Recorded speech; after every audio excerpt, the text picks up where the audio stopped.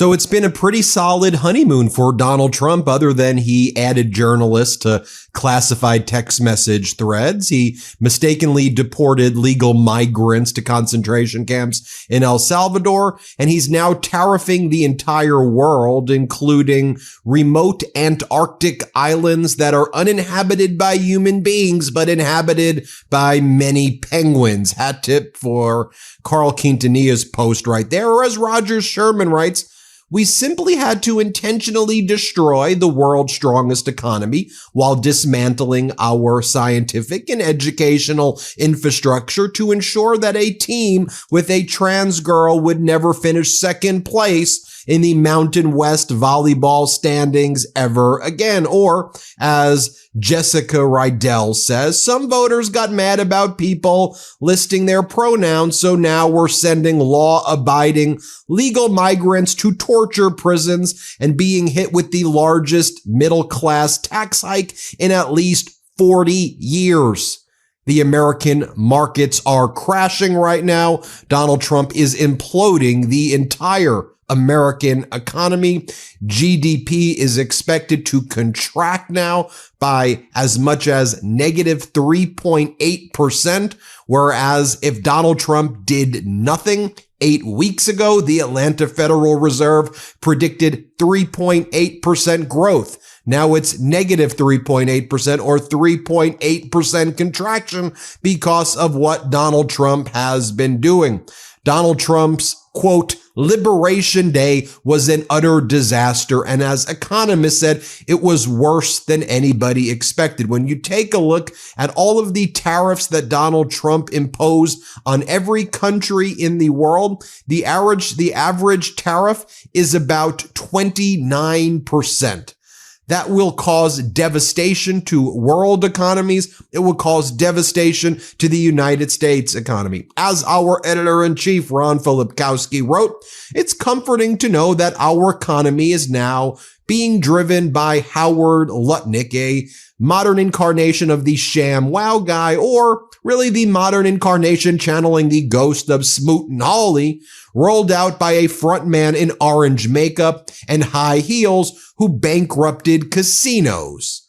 We're seeing memes like this, like Donald Trump being Salt Bay, but not Salt Bay, economic destructive, I don't even want to say Bay. And it ain't Liberation Day. It was Annihilation Day. The annihilation of America's economy, the annihilation of America's standing in the world, which Trump was withering away with Elon Musk and the wrecking ball that was Doge over the past 70 plus days.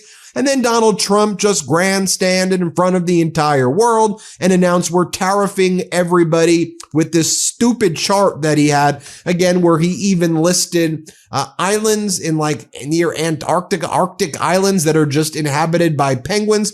But on a more serious note, attacking our allies, basically attacking Europe the worst. I mean, going right after Europe, and then some of our enemies or adversaries kind of getting even some better deals than like Europe. None of these are good deals at all.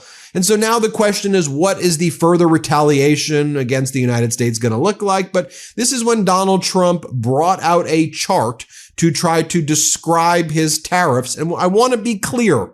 I need to fact check this crap. Donald Trump's calling this reciprocal tariffs. There's nothing reciprocal about what Donald Trump is doing. Like the tariffs that Europe imposed against the US and that US imposed against Europe before this, both were about 1%. So Donald Trump has made up a completely false formula. I think using ChatGPT, I'll talk about that formula in a moment, and then came up with fake numbers to justify his Liberation Day, which is really Recession Day, Depression Day, Annihilation Day. Watch this. Big charts because it had no chance of standing. Fortunately, we came armed with a little smaller chart. So it's 67%, so we're going to be charging a discounted reciprocal tariff of 34%. I think, in other words, they charge us, we charge them less. So how can anybody be upset? They will be, because we never charge anybody anything, but now we're going to charge. European Union, they're very tough, very, very tough traders. You know, you think of European Union, very friendly. They rip us off. It's so sad to see. It's so pathetic. 39%, we're going to charge them 20%, so we're charging them essentially half. Vietnam, great negotiators, great people. They like me, I like them. The problem is they charge us 90%. We're going to charge them 46% tariff. Taiwan, where they took all of our computer chips and semiconductors. We used to be the king, right? We were everything. We had all of it.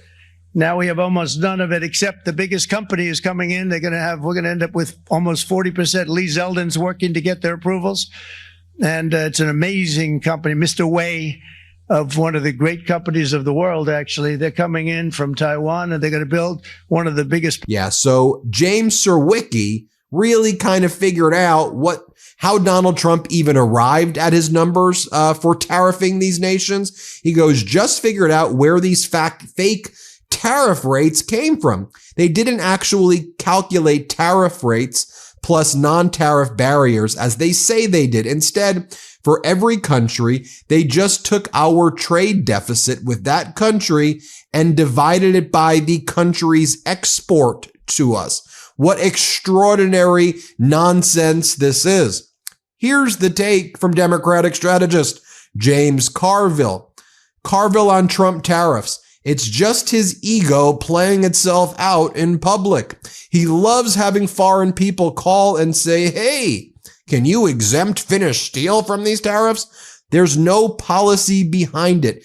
It's just his ego playing itself out in public, and it's going to hurt a ton of people that you can't even imagine the devastation that this is going to wreak on people.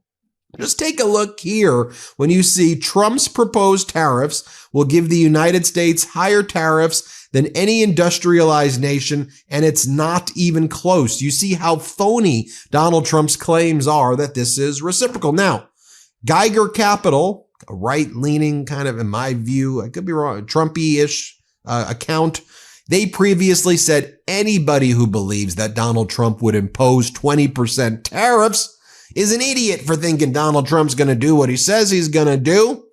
But now Geiger Capital has to admit the overall weighted average, as I said at the outset, of Trump's tariffs is 29%, the highest in over 100 years, bigger than Smoot-Hawley, which caused the Great Depression.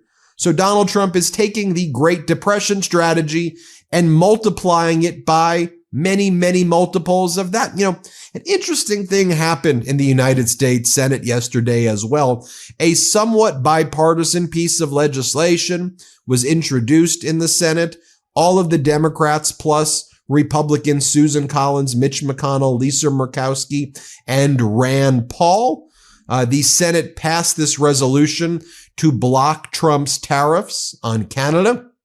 Trump attacked all of those Republicans for joining with the Democrats in an early post in the morning where Donald Trump essentially called all of Canada drug traffickers, killing Americans with fentanyl, once again lying and defaming the great nation of Canada. As I've said before, the way Putin justified his war against Ukraine on denazification and the horrific lies there, Donald Trump's version is that, because Donald Trump thinks the same way as Putin, is that Canada's killing all of these Americans with fentanyl. It's Canada's fault. Thus, we need to go to war with Canada. And by the way, that's how Canadians perceive this, not just as a trade war, but as a war against Canada. It's why Canada's gone elbows up, why they are boycotting all American products, and why most Canadians, 70, 85, I think it's going as high as 90% of Canadians boycotting travel to the United States. So with all of the pain and suffering that the Trump regime is inflicting on the United States of America, what is the Trump family doing? What is this family that sees itself in the form of of authoritarian families in the past? Lara Trump, also a Fox host, posts Trump Store. Guess where you can get all of your Trump Store merch now on Amazon. Oh, they're selling Trump Store merch right here. Let me share this with you right now. Donald Trump's Treasury Secretary, Scott Bessent, was asked about Donald Trump's disastrous trade war following Donald Trump's announcement of liberation crap or whatever the hell he's calling it, where he's tariffing all worlds at that blended 29% rate when you take all of his tariffs. So what did the Treasury Secretary, Scott Bessent, say? Well, Scott Bessent said he wasn't even involved in the negotiations. He says, I don't know anything about it. I don't know. I wasn't involved in the negotiations. I'm just the Treasury Secretary. What am I supposed to know? I'm just the Treasury Secretary. Here, play this clip. Plans for conversations or a trip to Beijing? Nothing imminent. When it comes to this negotiation, April 9th, these tariffs come in place. Do you plan on having negotiations before that date? Again, I'm not part of the negotiations, so we'll see. I am sure that there are going to be a lot of calls. I just don't know if there are going to be negotiations. The president had this huge chart showing all of the different rates. Canada and Mexico notably missing on that chart. Why is that? I'm not sure. Not sure. Okay, I imagine that has to do potentially because they're already in negotiations previously with the 25%. I don't know. I think you're supposed to know like what Treasury secretaries are supposed to know. But folks, don't you worry. Fox has a plan. State regime media known as Fox has a plan. You want to know what their plan is? They're telling Americans we're at war. So you gotta feel pain and suffering because it's all for the greater good of the war. The imaginary war that they're making up. This is a war like World War II. So your pain and suffering is going to be helping the war effort. What the hell are they talking about? Here, play this clip. And those 401k people who are depending, those retirees, all of that, just talking plain speak with them. Look, when this nation used to go to war, people in this country would support the war effort with their materials at home and making things for weaponry and all of that. We got to do 100% buy-in over this bumpy period. Just communicate. Kaylee. Well, I'll leave you with this clip right here of Governor Walz, Minnesota.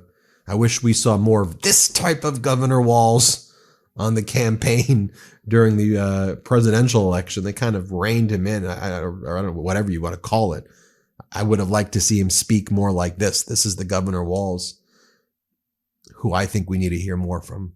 Play this clip. It's almost inconceivable. Look, Chris, I don't know.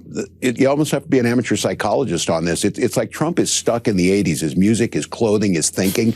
He has been on this tariff thing forever. And every economist, conservative or liberal, will tell you they just simply don't work. We use them strategically, but he doesn't fundamentally understand how trade works. It goes back to what I continue to say. I think the biggest myth perpetuated on this country is that Donald Trump understands anything about business. He's bankrupt every single one he's been into, and now he's bankrupting this country. So I appreciate you talking about this. This is a tax on working people that we've not seen in any of our lifetimes, and it is going to have dramatic effect. There you have it, folks. Let me know what you think. Got a lot more videos that we're releasing today. You got to hit subscribe.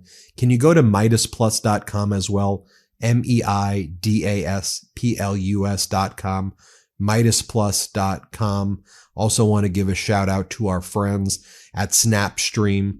They're the company that helps us get those clips that Asen and our team gets. They're called Snapstream. So if you want to know how we monitor all of this stuff and get the clips, they're called Snapstream. Check them out in the description below. Thanks for watching and have a good day. The truth is more important than ever. Check out our new Truth Over Lies collection at store.MeidasTouch.com. All 100% USA union made.